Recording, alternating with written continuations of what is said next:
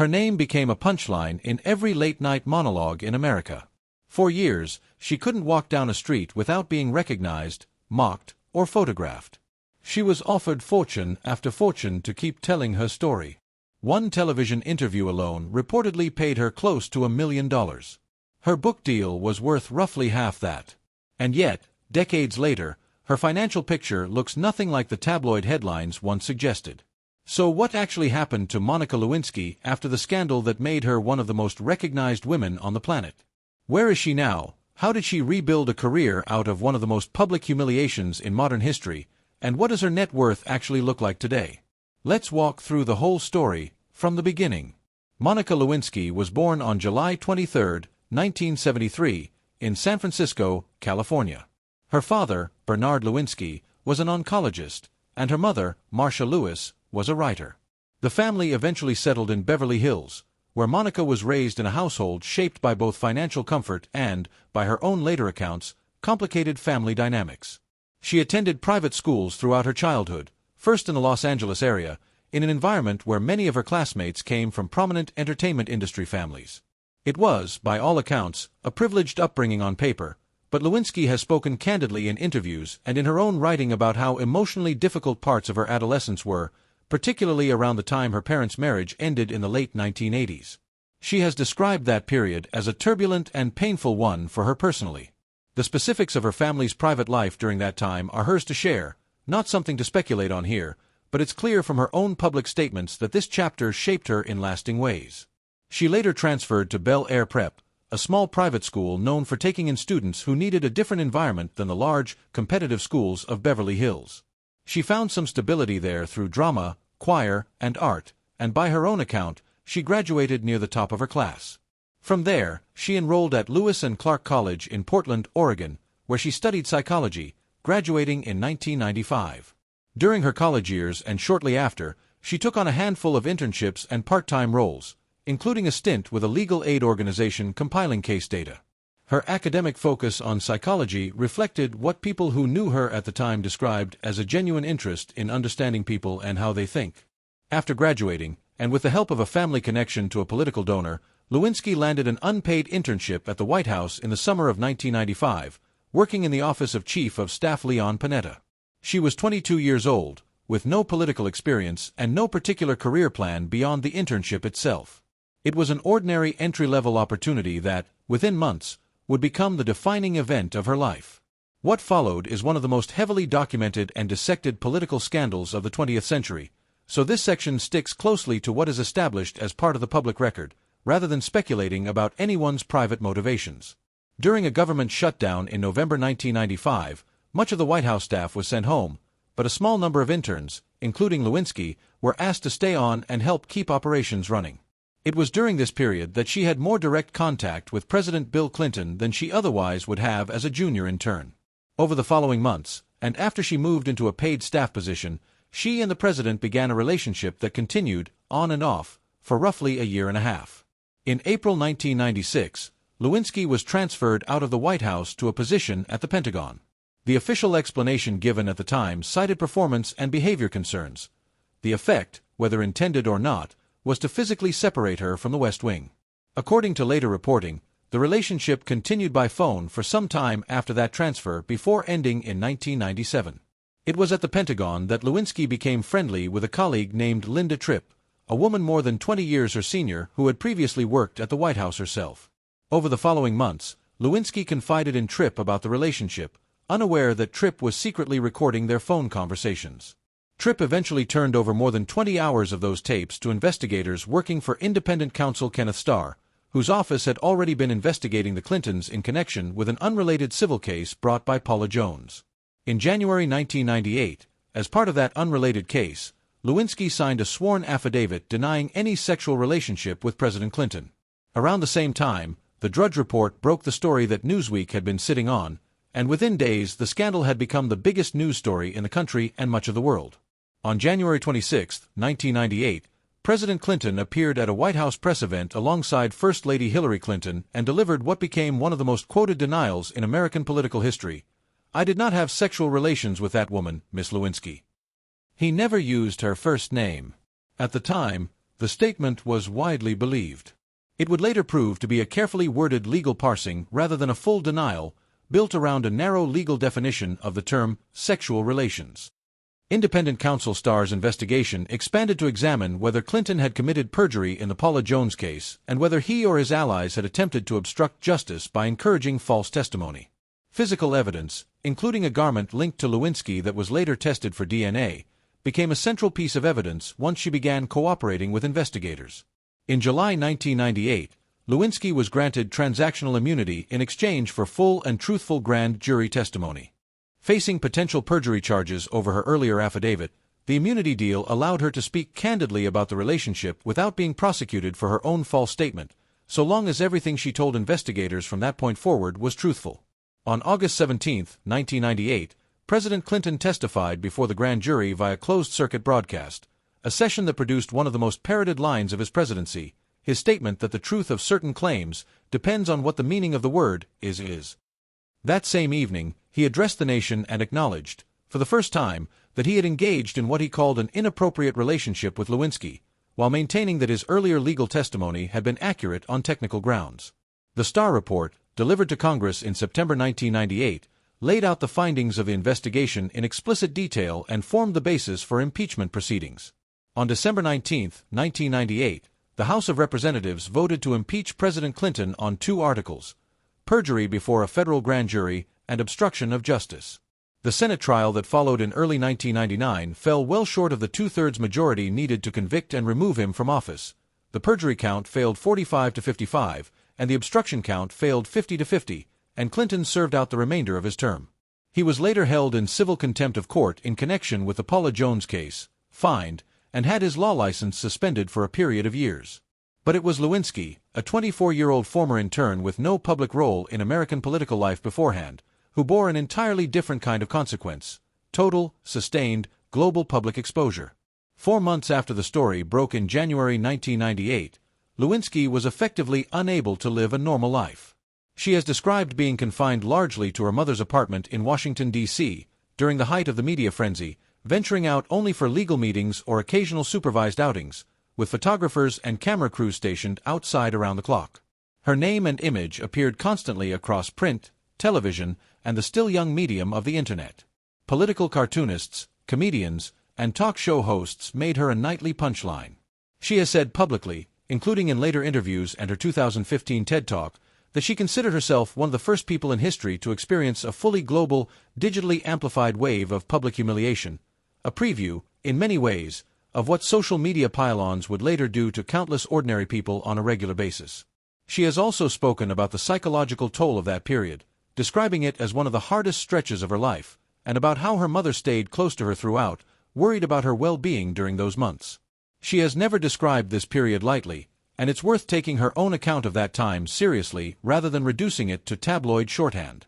By mid-1998, once her cooperation with investigators became public, the narrative around her began to shift again, from a private figure caught in a political storm to a person who would soon have to define, in her own words, how she wanted the public to understand her.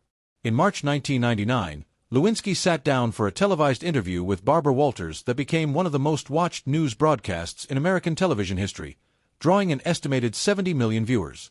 The interview covered her account of the relationship, the investigation, and the toll the scandal had taken on her, and it was, at the time, treated as a kind of cultural event in itself, with advertising rates on the broadcast reportedly commanding a significant premium.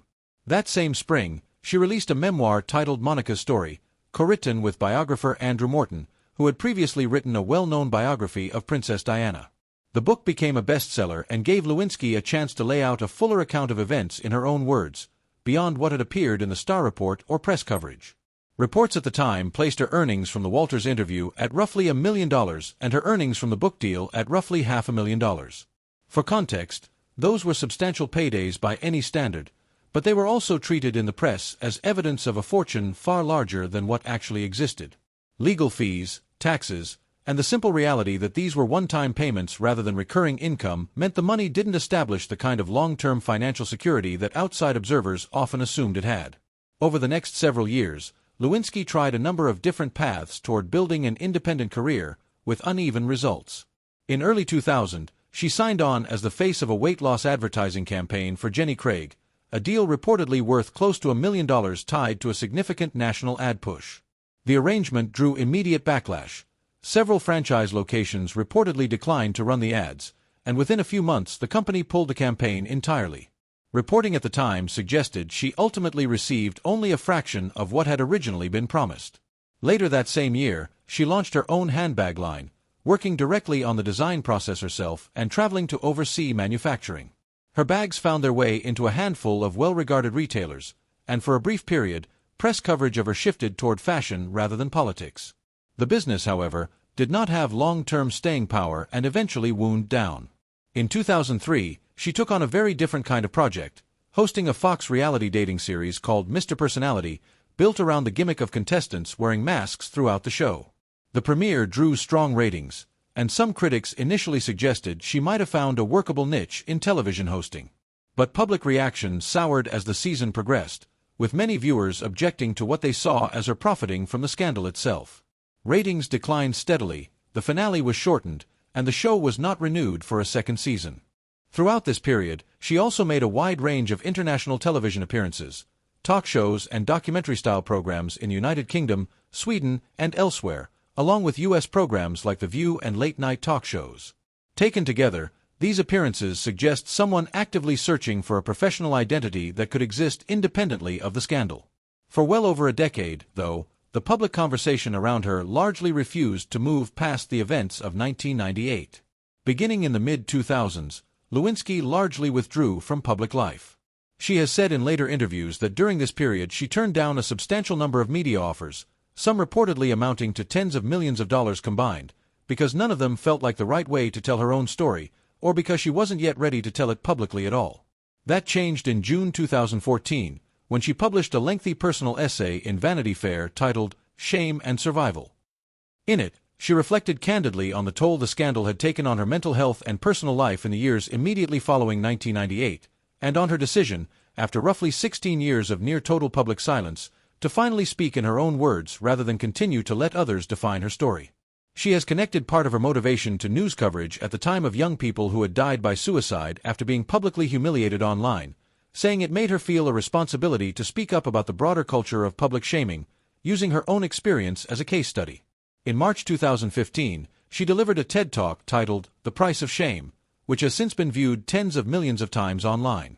In the talk, she described herself as an early example of what happens when a private individual is publicly humiliated at a global scale, framing her own experience as a preview of the kind of harassment social media would later make commonplace for ordinary people, particularly young people, around the world. The initial public reaction to her re-emergence was mixed, and by her own account included a significant amount of continued online hostility. Over time, however, the talk became a widely cited reference point in broader conversations about cyberbullying, online harassment, and the psychological cost of public shaming. From the mid-2010s onward, Lewinsky's public role shifted again, this time from subject of the story to producer and storyteller in her own right. She served as a producer on Impeachment, American Crime Story, the FX anthology series that dramatized the events of 1998 in detail, which aired in the fall of 2021. Her involvement gave her creative input into how her own story was depicted for a mainstream television audience, a level of control she had essentially none of during the original scandal. She has spoken about how meaningful it was to be part of shaping that narrative on her own terms this time, working alongside the show's writers and producers rather than being simply the subject others wrote about. She also co-produced the HBO Max documentary 15 Minutes of Shame, which examined the broader phenomenon of internet pile-ons and cancel culture through a range of case studies, extending the advocacy work she had already been doing since her TED Talk into a full documentary format. Her production company has held a first-look deal with a major television studio, positioning her as an active industry player rather than solely a public figure associated with a single historical event. Alongside her production work, she has continued to appear as a public speaker on topics related to online harassment, digital privacy, and the psychology of public shaming, work that has taken her well beyond the entertainment industry and into academic and corporate speaking circuits. In February 2025, she launched a podcast called Reclaiming, structured around conversations with guests who have also navigated public humiliation, professional setbacks, or reputational crises, and how they rebuilt afterward. The format continues the theme that has defined the second half of her public career, using her own experience as a lens for helping other people process similarly difficult public moments in their own lives. Here's the number everyone is actually curious about, and it comes with an important caveat. Precise personal net worth figures for private individuals are rarely, if ever, a matter of public record. What circulates online under headlines like "shocking net worth" is almost always an estimate assembled from known deals, reported paydays, and general guesswork, not a verified financial statement. With that caveat clearly in place, various financial estimate outlets have placed Lewinsky's net worth somewhere in the range of $1 to $2 million as of the mid-2020s. That's a modest figure by the standards of someone whose name has appeared in headlines around the world for close to 3 decades, and it's a long way from the far larger sum sometimes rumored online. If that estimate is roughly accurate, it tells a fairly clear story. The money from her early media deals, the Walters interview, the book advance, the short-lived endorsement arrangements, added up to real money at the time, but none of it was structured as the kind of recurring, compounding income that builds lasting wealth. Legal costs during the height of the investigation, the collapse of several of her early business ventures, and years spent largely out of the public eye and out of paid work all likely factored into where her finances stand today. Since the mid-2010s, her income has reportedly come primarily from speaking engagements, advocacy and consulting work, and television production credits, rather than from any single blockbuster payday. It's also worth remembering, by her own account, that she turned down media offers over the years reportedly worth many multiples of her current estimated net worth, because she wasn't willing to tell her story in a way that felt exploitative, dishonest, or misaligned with how she wanted to be understood. That is a form of financial restraint that rarely makes it into shocking net worth style headlines, precisely because it's a quieter, less sensational story than the ones those headlines are usually built to tell.